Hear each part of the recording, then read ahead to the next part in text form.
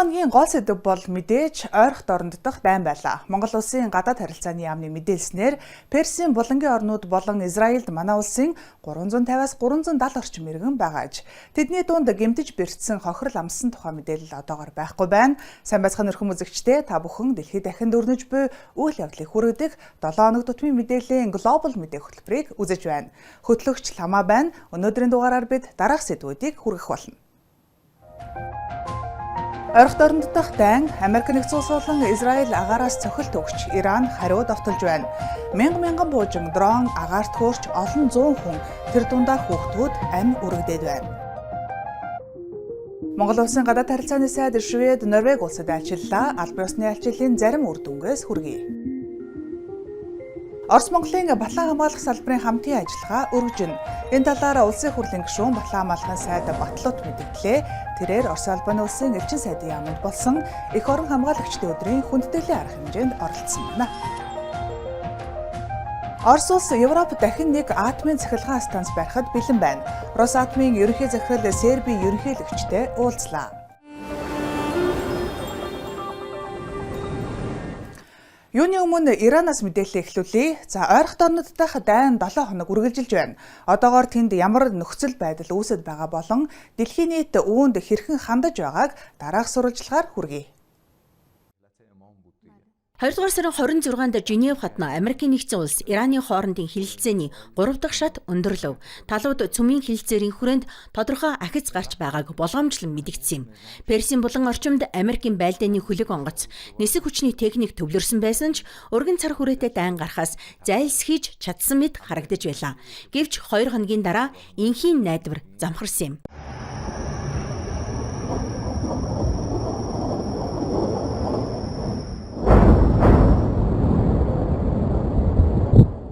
Эхлээд Израиль удалгүй Америк нэгдсэн улс урьдчилан анхааруулгагүйгээр Ираны нутаг дэвсгэрт өргөн хүрээний агаарын цохилт өгч эхэллээ.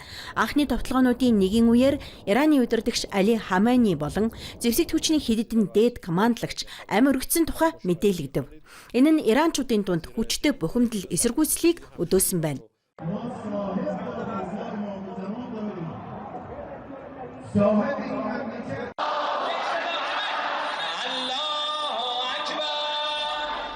Гэвч хурцдмал байдлын хамгийн эмгэнэлт үйл явдал нь Ираны Минаб хот дах октийн баг сургуульд өгсөн цохилт байлаа. Пуужин тусах мөчөд 7-аас 12 насны 170 орчим охин сургууль дээрээ байсан гэж мэдээлжээ.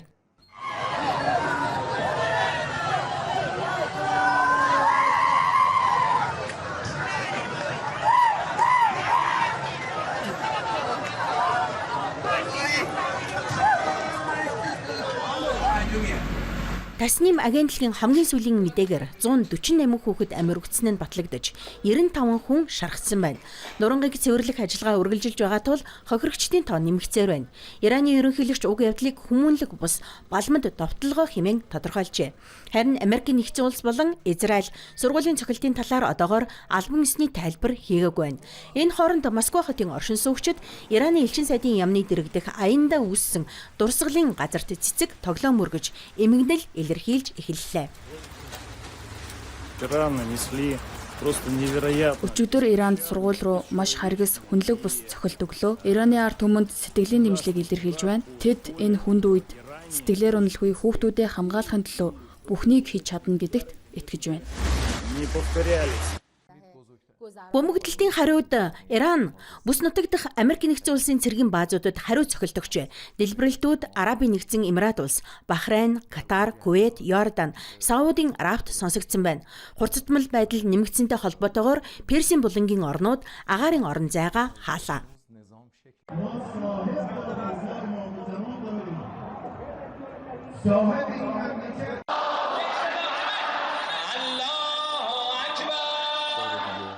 Оросын холбооны улсын ерөнхийлөгч Владимир Путин, Ираны ерөнхийлөгч Масуд Пезешкиянд эмгэнэл илэрхийлэв. Оросын холбооны улсын гадаад хэргийн яам Вашингтон, Тель-Авивын ажиллагааг урьдчилан төлөвлөсөн өдөөн хатгалгагүй зэвсэгт түрэмгийлэл хэмээн буруушаажээ. Орос, Хятад улсууд нэгдсэн үндэсний байгууллагын аюулгүйн зөвлөлийн яаралтай хуралдааныг санаачилсан байна. Сергей Тучков, профессор Марлма, Аист Глобал, Аравтли таас агентлагийн материалын дагуу бэлтгэлээ. Одоо харин харьцангуй 50 мэдээнд шилжиж, Монгол улсын гадаад харилцааны сайд Батмөнхийн Батцэг 3 дугаар сарын 2-ын 3-нд Швед болон Норвеги улсад аль бие усны айлчлал хийлээ. Айлчлалын зарим үр дүнгээс товчхон хүргэе. Гадаад харилцааны сайд Батцэг Швед, Норвеги улсад хийх айлчлалынхаа хүрээнд Шведийн хаант улсын Uppsala мужид зочилж боловсрол, соёл, хөдөө аж ахуй, доктортой хөгжлийн чиглэлээр харилцан ашигтай хамтран ажиллах санал тавьжээ. Тус мужид Шведэд нэр хүндтэй хөдөө аж ахуйн их сургууль байрладаг. Тус сургуультай хөдөө аж ахуй, газар тариалан, дэвшилтэт технологи, инновацийн чиглэлээр хамтран ажиллах боломжтой байна. Тэр хооронд Орос улбаны улсын элчин сайдын яамд эх орон хамгаалагчдын өдрийг тохиолдуулсан хүндэтгэлийн арга хэмжээ оллоо. За энэ баяр олон монголчуудын хувьд ч мөн адил чухалд тооцогддог юм. Улаанбаатар хотод энэхүү өдрийг хэрхэн тэмдэглэснийг дараах сурвалжлагаар хүргэе.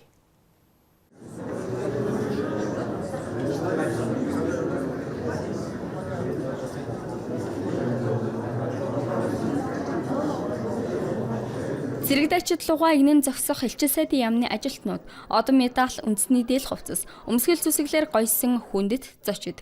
Улаанбаатар дахь Орос улбаны улсын элчин сайдын яам жил бүрийн 2 дугаар сарын 23-ны өдөр Орос улс даяар өргөн дэлгэр тэмдэглэн өнгөрүүлдэг. Эх орны хамгаалагчдын өдрийг тэмдэглэхээр энэхүү хүндэт зочид анд нөхдөө угтан авч байна. Уг өдрийг тус улсад 1922 оноос тэмдэглэж иржээ.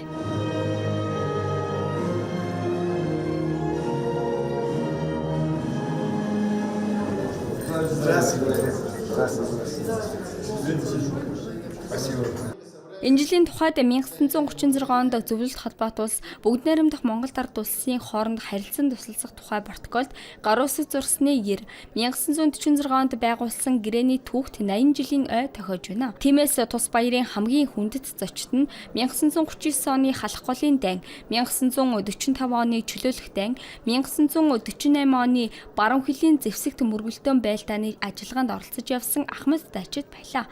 Тэд хүндэтгэлийн хүлээн авалтын хомрыг эзлэн суужээ. Ну, для меня лично, наверное, во-первых, этот праздник только в погоду. Миний хувьд мөрдөс зүүснээс хойш 40 жил болж байна. Тиймээс эх орноо хамгаалагчдын баяр нь миний хүүхэд нас Суворовын цэргийн сургуультай шууд холбоотой. Түүнчлэн хүнд хэцүү цаг үед болоод инхийн цагт мөр зэрэгцэн тулалдаж ажиллаж явсан ахан дүүс анд нүхдийн баяр. Учир нь Монгол улсын газар нутагт 20 дугаар зуун гарсаар 4 удаагийн зэвсэгт мөргөлдөөн болсон. Эх орны дайны үед монголчууд бидэнд хэрхэн тусалж байсныг мартах учиргүй. И бок о бок, плечу. Түнчлэн хүндэтгэлийн хүлээн авалтад Батлан хамгаалахын сайд Батлуут болон зэвсэгт хүчний Жанжин штаб, үндэсний аюулгүй байдлын зөвлөл, хил хамгаалах болон онцгой адил, цагдаагийн ерхий газар, гадаад харилцааны яам зэрэг төрийн байгууллагуудын төлөөлөгч, дипломат корпусын гишүүд, шинжлэх ухааны болон олон нийтийн байгууллагуудын төлөөлөл, Оросын эх орон нэгтнүүд хүрэлцэн ирсэн байлаа. Би Монголын ардын армийн Монголын зөвлөлтний генералч гэсэн би миний бүх зэргийн сургуулийг зөвлөлт Орос улбаны улсад төгссөн. Маш их олон Оросын нөхдөйгээ хамтран Монгол улсын одоо нэг хөдөн дайны үед Монгол улсыг Батлан хамгаалах үүдийг зүтгэж байсан. Тийм учраас миний хамгийн сэтгэлд одоо их сайхан санагддаг энэ хамтын баяр гэж би дандаа тэмдэглэдэг. 42 жил айрамч түвшинд ажиллахдаа Оросынхаа улбаны улсын хамт нөхдөөдтэй зэрэгэнтэй бол 2 сарын 23-ныг бол яг одоо өөрийнхөө 3 сарын 18-ны баяр шиг тэмдэглэдэг, хамт байдаг ийм одоо миний сэтгэл үлдсэн цаахан том баяруудын нэг. Ялангуяа цэргийн бидний хувьд бид нэр Оросын улбаны улсын цэрэг байна уу, Монгол цэрэг байна уу, өөр улсын цэрэг байна уу? Бидний одоо энэ цэргийн армийн төрсөн өдрөөр бид нар хамт байдаг нь бол хамгийн одоо сайхан ийм одоо завшаалтай үе гэж боддог юм аа. Орос улбаны улсын элчин сайдын яамнаа түүхэн үйл явдалтай холбоотой гэрэл зургийн үзэсгэлэнг дэлгэжээ. Түүнчлэн Украины цэргийн ажиллагаанд оролцож гарамгай гавьяа байгуулсан зэрэг дайчдын хүргийг байршуулж алдрыг нь дурссан юм.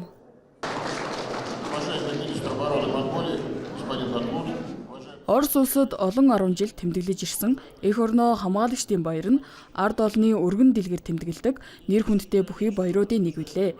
Энэ бол айрам тэнгисийн цэрэг эх орныхоо төлөө алба хаахад хамаг насаа зориулсан хүн бүхнийг магтах өдөр юм аа.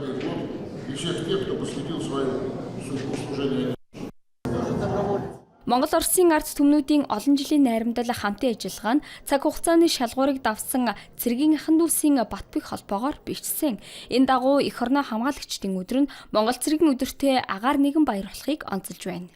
Манай хоёр орны найрамд харилцаа шин дэвшинд гарч ажиллаж байна. Хоёр орны ард иргэд бие биенээ илүү сайн ойлголцож тэр дундаа Батлангмас салбар дээр илүү том одоо үр дүн гаргах хамтран ажиллах хэлбэрээр илүү чухал ач холбогдол гэж ажиллаж байгаадаа миний их баяртай байгаа. Хүндэтгэлийн хүлээн авалтаар 2026 он түүхийг танин мэдэж хүндэтгэн дурсах, мартахгүй хадгалах нь үн цэнийг дахин мэдрүүлж байгааг оролцогчдын зүгээс онцоллоо. Оросын төрийн Росатом корпорац гадаад дахь төслүүдэд идэвхтэй өргөжүүлж байна. За саяхан тус корпорацийн ерөнхий захирал Серби ерөнхийлөгчтэй уулзсан байна. Уулзалтын үеэр ямар асуудлууд хилцсэн талаар дараах сурвалжлагаар хүргэе.